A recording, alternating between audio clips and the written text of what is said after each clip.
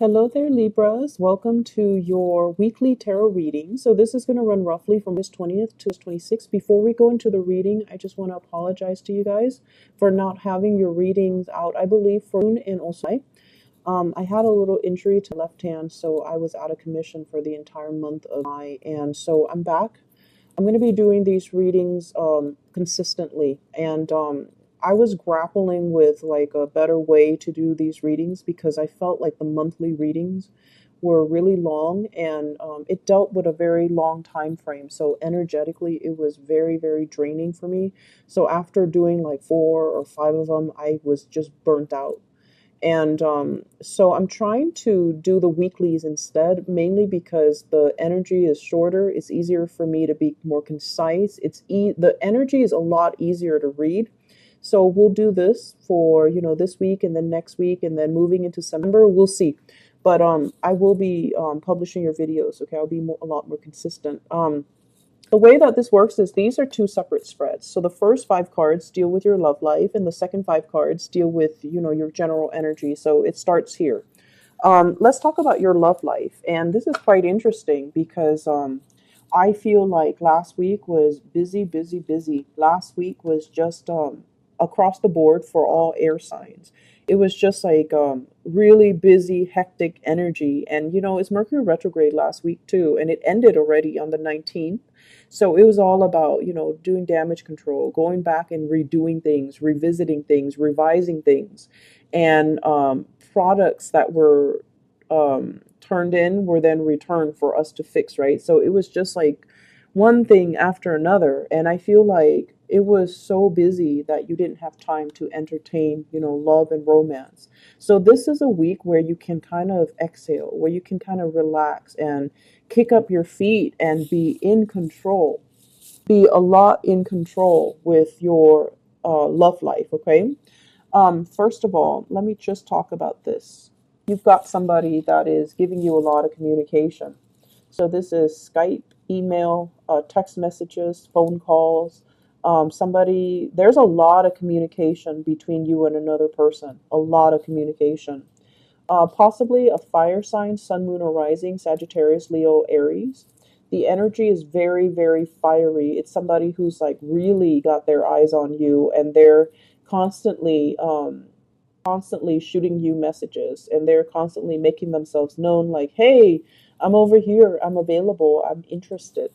And I feel like there are still work and responsibilities that you're focusing on, and this is the week where you're really entertaining these options, okay? You might have several people that are gunning for you, several people that are flirting with you, several people that are interested in you. And so the 7 of Cups is all about options and choices. Who do I go with? What do I choose? And what's the best option for me? Can I juggle several people, or do I have to be exclusive? So I feel like for many of you, this is your energy here. You're kind of like in control of the situation. If you don't want to respond, and I feel like you very might not want to respond to some of them because you feel like these offers are a little bit frivolous, or the communication is not that great, so you don't want to entertain that channel of communication. So either way, they're saying here, you're in control of these options.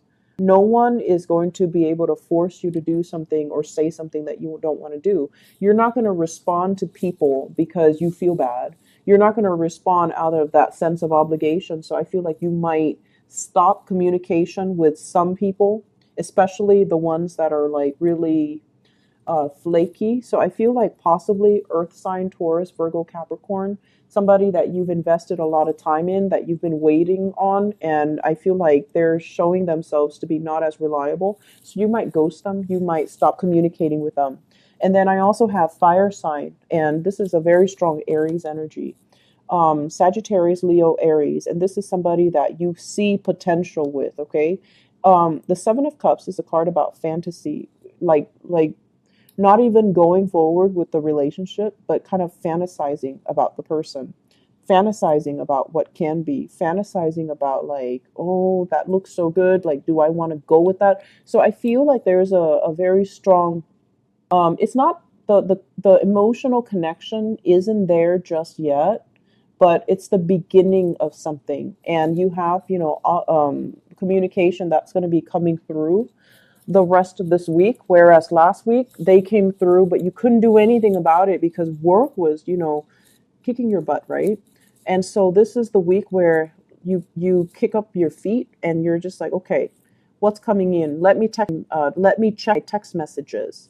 Let me text them back. Let me, follow through with some of these options that I have on the table. So I feel like for many of you, you're kind of spreading yourself far and wide and going on dates. For those of you in stable relationships, there are a lot of financial considerations that are affecting your relationship right now. One person might be very thrifty, the other person might be a big spender. And so you're putting your foot down as to, let's not waste money on this, let's spend it on this. So I feel like, thinking about travel, making travel plans and arrangement with a significant other, possibly even traveling to see a significant other, or they're traveling to come see you if you are at a distance from them. The Eight of Wands usually indicates some type of a long distance communication over, like across the continental US, across the country, and even in a different country. But I feel like it's not that far. It's not that far, like possibly in a different city or across the state or something like that. And that's going to be coming in. I feel as if the relationships really aren't really yet forming for this month, but I feel like it's the potential of something.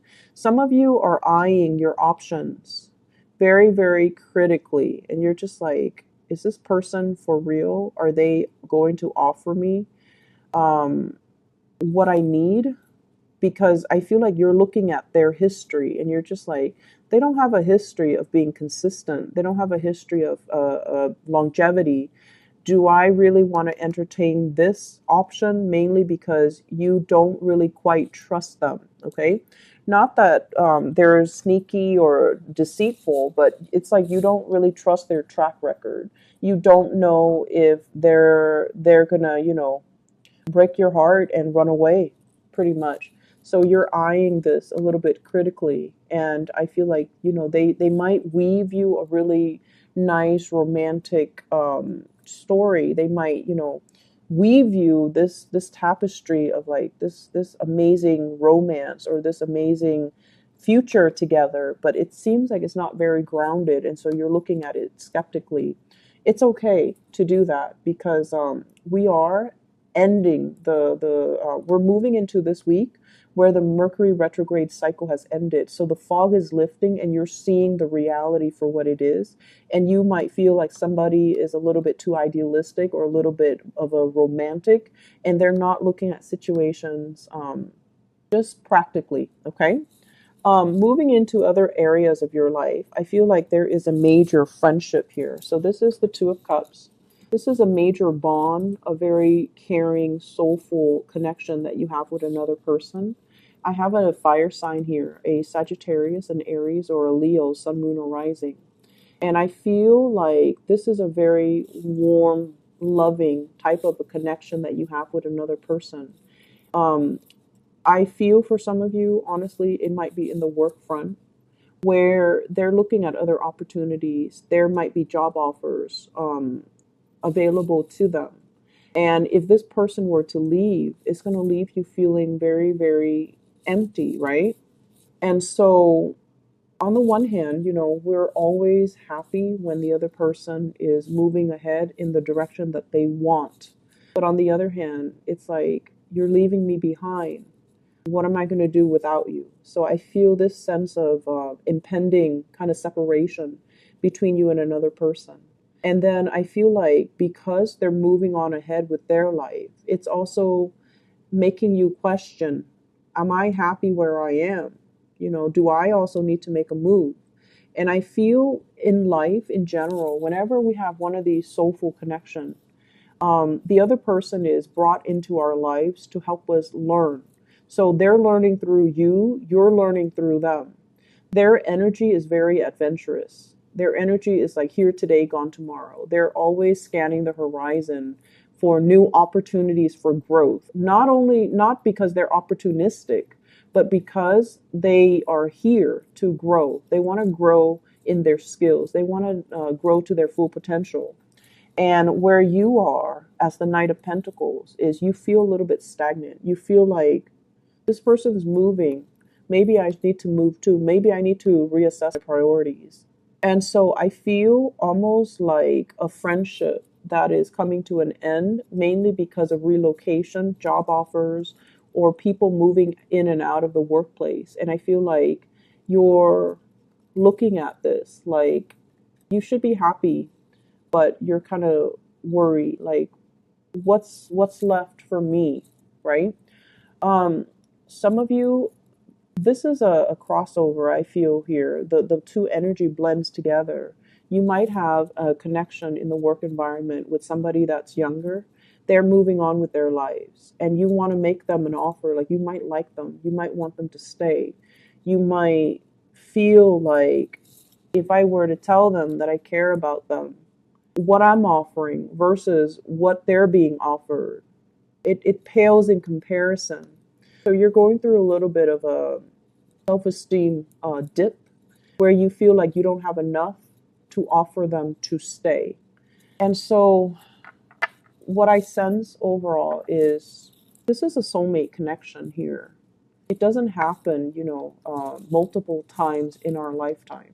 And if there is potential for that, and you know deep within your heart whether or not it is a soulmate connection, if there is a soulmate connection, you want to be open and honest and express your feelings. And if you don't express it, if you just, hold everything in and you don't verbalize how you feel, time is going to take them away and they're not going to know how you feel. And so this is a week that is very fated. A lot of fated events are culminating with the Wheel of Fortune and also with the Emperor. And so it's telling you to do the right thing. And it's telling you as well to let your heart lead the way, because there is a very strong friendship and love connection here. And you need to honor that. Okay. On the lighter note, well, not so much lighter, but on a different note, we have here an earth sign, Taurus, Virgo, Capricorn, in your work environment. That's a little bit aggravating.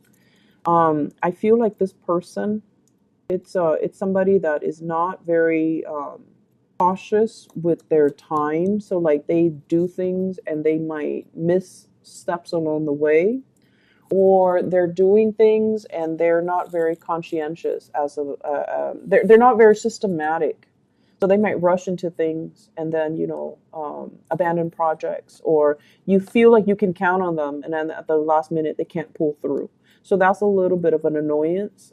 So this is the month for you to see the right people for who they are, and to see who you can put your faith and your trust in, and for you to really develop, this soulmate connection that you have with another person. Okay.